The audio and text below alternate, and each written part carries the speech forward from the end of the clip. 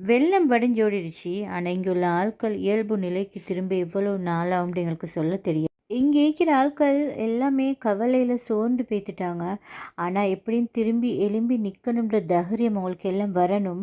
பாருங்க, இந்த ரோடெல்லாம் பாருங்க எப்படி இருக்குதுன்னு சொல்லி 2 அடிக்கு மாதிரி சேறு படிஞ்சிக்குது.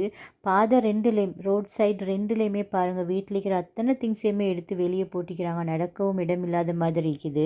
உங்களுக்கு நாங்க சொல்லக்கூடிய ஒரே ஒரு ஆறுதல் என்னண்டா, நீங்க நல்லா இந்த ஒரு நிலைமைய ஒரு காத்தால இந்த மாதிரி பிரட்டி அடிக்கலும்டா, இதே நிலைமைய திருப்பி சீராக்குறது ரப்புல் இஸ்ஸத் அல்லாஹ்வுக்கு ஒரு பெரிய வேலையே இல்ல.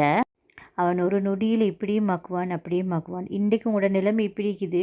ஆனா நாளைக்கு அல்ஹம்துலில்லாஹ் இதை விட நல்ல நிலைமை ஒண்ணு உங்களுக்கு வரும்.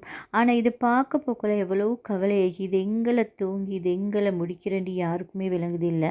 அல்லாஹ் மட்டும் தான் இதை லேசாக்கணும். நீங்களும் ஸ்ரீலங்காக்கு துஆ செஞ்சுக்கோங்க ஃப்ரெண்ட்ஸ்.